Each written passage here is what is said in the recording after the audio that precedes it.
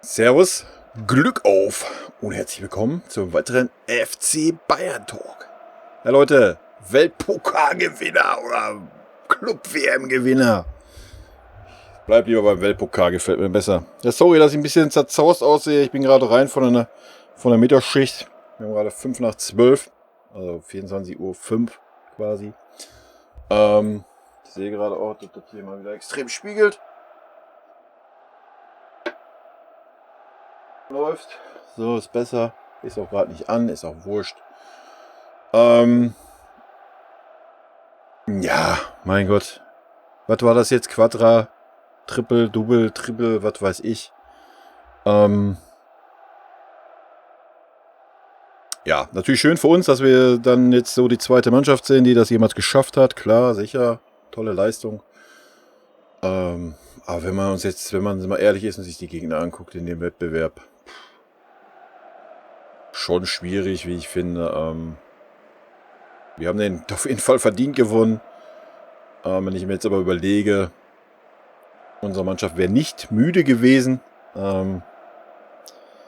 Ja, dann hättest du da wahrscheinlich zweimal 5, 6, 7-0 gesehen. Also, ja, weiß ich nicht, ob man das braucht, wenn man dann jetzt irgendwie hört, dass die FIFA das revolutionieren will mit 24 Teams oder was. Ja, ich weiß gar nicht, wie oft hat mal nicht der europäische Teilnehmer gewonnen bei diesen Dingen. Einmal irgendwas Brasilianisches oder sowas. Aber die sind ja schon im Halbfinale rausgeflogen. Also weiß ich auch nicht. Also beide Spiele waren extrem langweilig. Heute das Spiel fand ich auch extrem langweilig. Hatte gar nichts vom Finale für mich. Wirklich gar nichts. War so für mich irgendwie so, kam mir so vor wie ein Freundschaftsspiel. Keine Ahnung. Weiß ich nicht. Also ich überlege gerade, mir fällt jetzt nicht eine Situation ein, die gefährlich war bei uns am Tor. Ich weiß nicht, was der Neuer heute gemacht hat. Der hätte sich auch da im Strafraum hinsetzen können und einen Kuchen essen. Also weiß ich nicht, ob man, ja. Also da denke ich, war früher der Weltpokal definitiv irgendwie interessanter. Aber Europa ist einfach allen anderen so weit enteilt, was den Fußball anbelangt. Also klar sind die Mannschaften mit Herzblut dabei. Ich denke mal, das hat man heute auch ein bisschen gesehen, obwohl das für mich auch noch ein bisschen wenig war für eine mexikanische Mannschaft. Die sind sonst immer noch ein bisschen fickriger, finde ich. Ja, keine Ahnung. Wie gesagt, wir haben den Titel verdient. Und ja, ich würde sagen, wir schmeißen einen Blick in die Statistiken einfach mal, weil wir das immer tun. Mittlerweile gibt es auch eine Statistik vom ersten Spiel von Al-Ali. Da habe ich alles zu gesagt, aber wir können mal kurz einen Blick rüberschmeißen. Also fast 70% Ballbesitz, 61% Zweikämpfe sogar gewonnen. Schüsse aufs Tor 2,7, Schüsse insgesamt 5,24. Bisschen wenig Flanken, wie man sieht. Gewonnene Zweikämpfe waren Davis 11, Coman 9, Gnabry 8. Ballkontakte 144, Kimmich. Davis 113, Alaba 100. Torschussvorlagen, Kimmich 6, Coman 4, Sané 3. Wo ist der Gnabry-Man? Schüsse insgesamt, Levi 5, Müller 3, Kimmich 3. So, da gehe ich jetzt gar nicht weiter drauf ein. Zack, wir smashen uns direkt die Statistik rein. Die Statistik vom heutigen Spiel.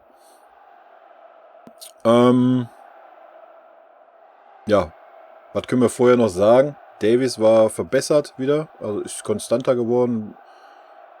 War jetzt hinten auch nicht wirklich viel gefordert, ja, aber hat sehr gut gemacht, hat gut harmoniert, fand ich auch mit auf der Seite mit Hernandez und hat auf jeden Fall wieder viel, viel mehr Zutrauen nach vorne und sowas. Also ich denke, bei ihm merkt man schon, dass es Katar ist um 20 Grad. Ich bin gespannt, wie es am Montag sein wird zu Hause gegen Bielefeld, wenn es minus 15 sind oder minus 10 oder minus 20. Wer weiß das unten in Bayern. Bin ich sehr gespannt. Kann man natürlich am Ende des Tages auch irgendwo verstehen. Ja, ansonsten, Kimmich war gut. Ich fand es ein bisschen schade, dass wir Rocker nicht gesehen haben, wenn ich ehrlich bin.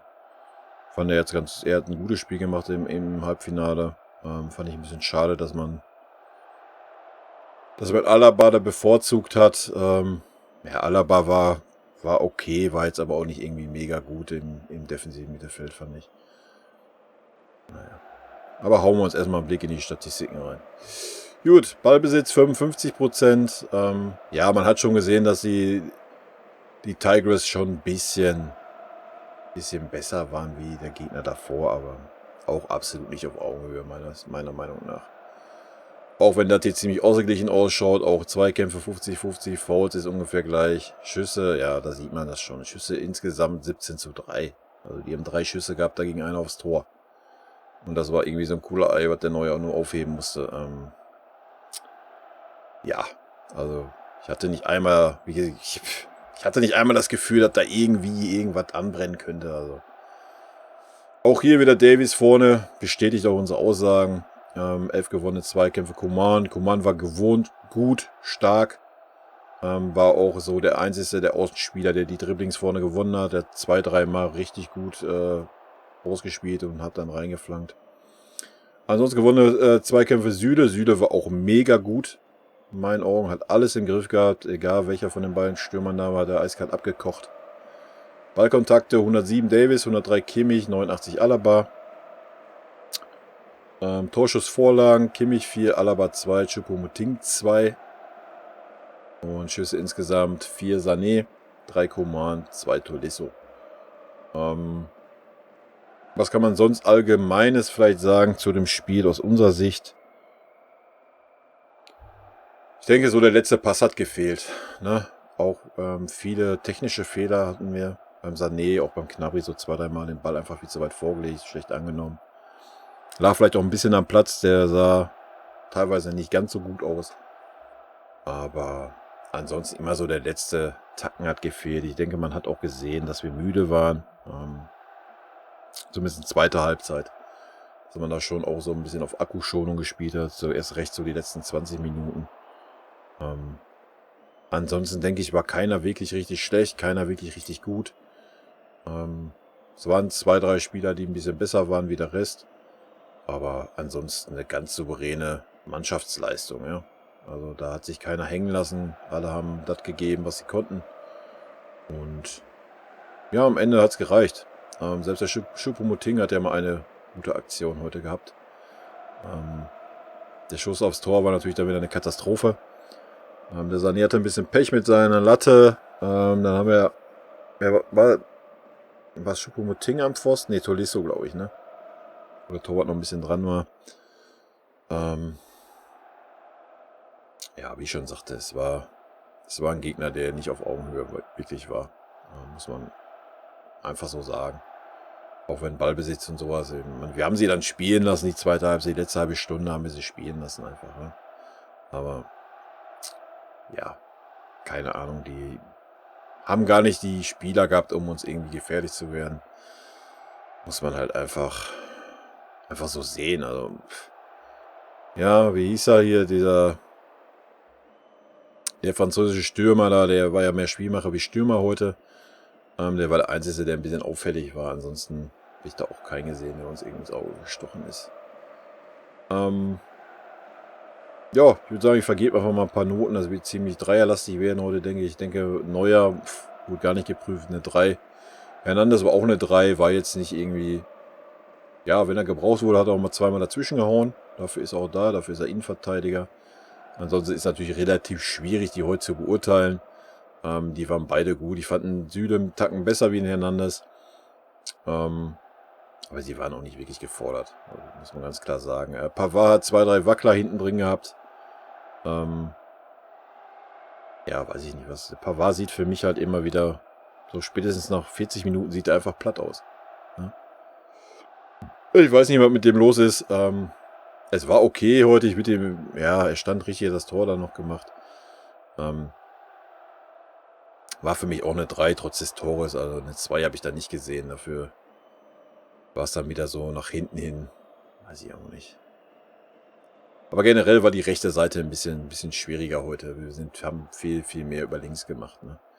Eben Davis und ein Coman, das war schon richtig gut.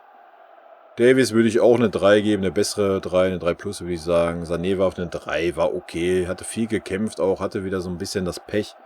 In den Dribblings, wie ich schon sagte, in der Ballannahme, dann dieses Lattending nach der Ecke vom Gnabry. Ja, er hat so das Quäntchen Glück gefehlt, beim Gnabry genauso. Beim Gnabry hast du aber wieder nach einer halben Stunde gemerkt, so, nee, ich laufe jetzt nicht mehr nach hinten. Ne? Bin ja als Zehner auf dem Platz und dann, nee, dann bleibe ich spätestens 15 Meter hinter der Mittellinie bleibe ich stehen. In die eigene Hälfte laufe ich definitiv nicht mehr zurück. Ja, hat mir nicht gefallen. Ansonsten nach vorne hin, klar, hat er ein bisschen was versucht, aber man hat ganz klar gesehen, wie sehr der Müller fehlt. Ja, ganz klar hat man. Gut, das Pressing hat 2-3 Mal ganz gut geklappt. Wie gesagt, aber bei dem Gegner kann man nicht wirklich als Maßstab nehmen. Ja, man hat einfach gemerkt, wie der Müller fehlt. Allein die Kommandos, aber halt auch, dass da wirklich einer von vorne ist, der wirklich ein bisschen nach hinten mitarbeitet und der überall ist. Das konnte der Gnabry nicht wirklich ausfüllen, deswegen war auch der Erste, der ausgewechselt wurde, fand ich auch richtig so. Zweite Halbzeit hat man ihn gar nicht mehr gesehen, als wäre er gar nicht auf dem Platz irgendwie. Alaba fand ich auch noch, war eine 3, war okay. Eine 3 minus vielleicht, das war wieder, weiß ich auch nicht. Aber ich muss da ein bisschen meine Antisympathie, sagen wir eine 3 und ist gut. Kimmich war für mich eine 3 plus und Levi war auch eine 3. Er war auch, ja, eher eine 3 minus, da war gar nichts heute irgendwie. Das erste Tor war für mich ein ganz klares Tor. Also, der Levi hat den Ball nicht berührt, er stand nicht im Sichtfeld des Keepers. Ja, er stand natürlich einen Tacken im Abseits, logisch. Habe ich nicht verstanden, warum das Tor nicht anerkannt wurde, aber sei mal dahingestellt. Kommen wir zu den Auswechslungen. Wie gesagt, 64 gegen Gnabry runter, kam Tolisso. Ja, hat den Schuss gehabt. Ansonsten, ja, ich denke, da kannst du mit dem Dreier-Level weitermachen. Musala war ein bisschen schlechter heute. Hat nicht wirklich ins Spiel gefunden. Hat kein Dribbling gewonnen. Hat die Bälle ruckzuck verloren. Ja, ist halt ein junger Jaus. Vielleicht war er, keine Ahnung, ein bisschen aufgeregt, was weiß ich.